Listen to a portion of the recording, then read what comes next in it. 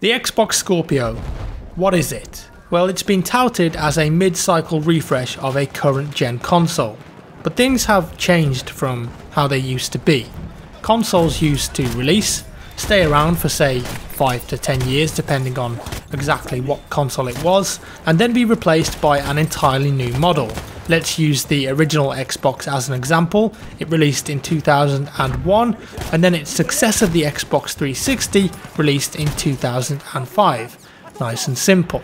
Now though, we've got Xbox 360s, Xbox 360 Slims, PS3 Slims, PS4 Slims, PS4 Pros, and now the Xbox One Scorpio, assuming that's what its final name will be. It probably won't be. I think Scorpio is just a code name. But let's exclude the slim versions of the consoles, because minus a few changes here and there to improve airflow and background processes, they are by and large the same console in a new housing. The PS4 Pro and now the Xbox Scorpio are a bit different though. These are designed to not replace their counterparts. This isn't a new generation, but I see it like this. It's kind of like the Xbox One has been hitting the gym and got really pumped up.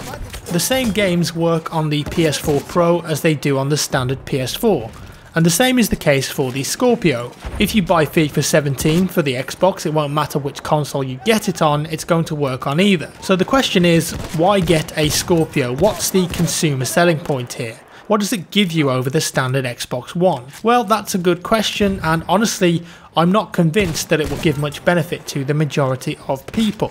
So let's do the boring part first, the specs. So the Scorpio has a similar processor to the Xbox One, an 8-core Jaguar processor, but on the Scorpio it's clocked at 2.3 GHz compared to the 1.7 GHz on the standard Xbox One. The GPU has 40 compute units compared to 12 on the original Xbox One and 36 on the PS4 Pro, and while that won't probably mean much to you, the biggest highlight is that they're clocked at almost 1200 MHz, much higher than both the standard Xbox and the PS4 Pro. In terms of memory, 12GB of GDDR5 is available, 4 up from the standard Xbox, and the memory bandwidth is also massively increased to 326 GBs. Okay, that all sounds great. It's just a bunch of numbers, but what does it all mean in terms of games? Well, thankfully, Digital Foundry, who released the information on the Scorpio, did a very good job of breaking it down for people to understand. In simple terms, the CPU is 30% faster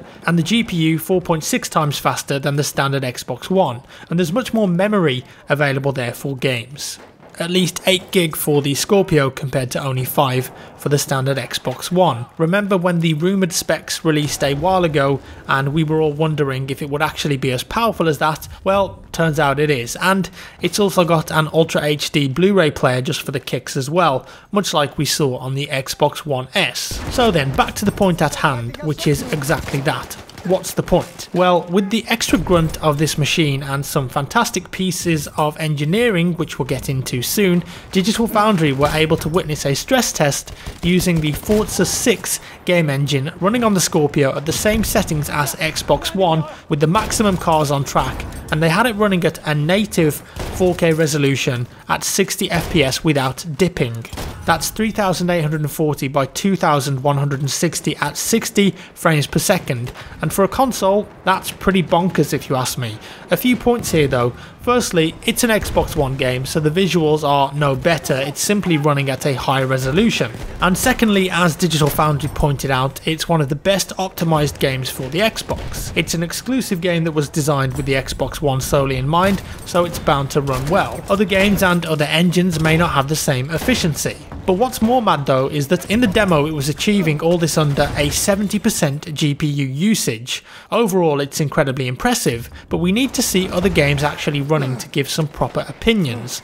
As well as that, this is still an Xbox One game and not one designed for Scorpio, but remember there cannot be a Scorpio specific game, it has to work on all Xbox One consoles. What's extremely interesting though to me is the engineering techniques that they've used on their chips to get the maximum possible performance out of the console. Microsoft have built DirectX 12 directly into the command processor on the GPU, which means that communication from the game to the GPU is super efficient, and according to the developers who've adopted DX12 on Xbox have said that it's cut their overheads by half. The fact that this is a mid-cycle refresh also gave Microsoft a unique opportunity here. They could look at games currently out for the Xbox One, see where the bottlenecks were, see basically where they were struggling on the hardware, and well, build their chip around those bottlenecks, essentially working backwards. Normally you build a chip and then software makers build a game using that power, but to a certain extent this time Microsoft has seen how the game companies are coding their games and tried to make some changes that will help that by building it directly into the hardware. The Scorpio, it seems, isn't just about numbers, and a lot of thought seems to have gone into it. As well as that, the game DVR recording gets 4K 60 FPS as well, although I would like to see what sort of bitrate that's recording at to see how good the final image quality would be, because the built-in recorder on the Xbox One and Xbox One S is pretty bad. It will also get HDMI 2.0, and if you don't have a 4K TV, the console will downsample to 1080p. And what that means is that it's going to render the game at a high resolution and then convert it down to 1080, actually giving you a slightly sharper picture. And of course, with all this power, it needs some pretty epic cooling, and that works on two fronts. Firstly, Microsoft is using a process called the Hovis method, whereby each chip that comes off the production line will have its own power profile, and the board will be tailored to the chip rather than a one shoe size fits all mentality. As well as that, the console will use a vapor chamber heatsink like you would find on a high-spec graphics card. So after all that, who is going to buy this console?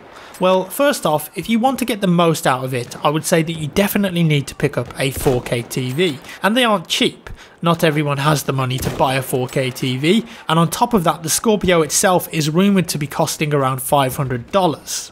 Sure, you could still maybe get some better visuals and a sharper image even on 1080p, but it's really not worth the extra cost in my opinion. And then there's a much bigger issue at hand here, the games. Having a console that is much more powerful than the PS4 or the PS4 Pro is a big plus for Microsoft, but it's only a good thing if you have the games there to back it up. Sony has some really strong exclusives like God of War, Days Gone, the Uncharted series, The Last of Us Part 2, the new Hideo Kojima game called Death Stranding, Horizon Zero Dawn, a fantastic new IP that's just released, Killzone, Detroit Become Human looks promising as well, all excellent. Sony has a lot of exclusive games that sell consoles. Microsoft, well, at the moment, not so much. What are the main games that come to mind when you think of Microsoft and Xbox?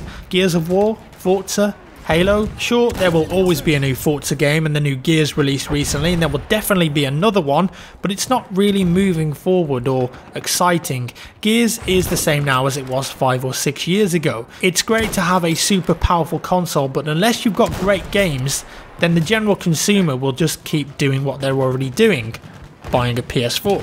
And even if you own an Xbox One already, if there's no Scorpio exclusive games that look incredible, and you know that you can play all Xbox One games on your original console anyway, even if they're out on the Scorpio, is that enough incentive for you to go out and buy one and even consider getting a 4K TV? For example, if you knew that you could buy Battlefront 2 on the Scorpio and play it in 4K, or play it on Xbox One in 1080p, would that really justify the cost of upgrading? Especially if it's essentially the same game in terms of gameplay, because I think that that's the most important thing, the gameplay. It's not about graphics. Yes, 4K for consoles is amazing, it looks nice, and I'm sure that the screenshots will be very pretty, but is it really enough of a draw? Xbox need those strong exclusive games, and I think E3 is going to be a huge moment for them. We need to see some fantastic Xbox games there. Crackdown has been thrown around a bit, but I don't think it's big enough of a game or an IP to draw people in. And honestly, for me to be fully hyped for the Scorpio, I want games to look insanely better than they do on the current Xbox One. It's not just about resolution for me. I want to see better lighting, better textures, better details, better everything really. Right now we just don't know what games are actually going to look like on the new console. And whilst 4K is fantastic, I don't just want the same looking game on Xbox but at a higher resolution. For me, ultimately that's not quite exciting enough. It's the games that matter, and I personally can't wait for E3 so we can see what games Microsoft has up their sleeves to make the Scorpio more appealing, but honestly, I think it's still going to be pretty niche.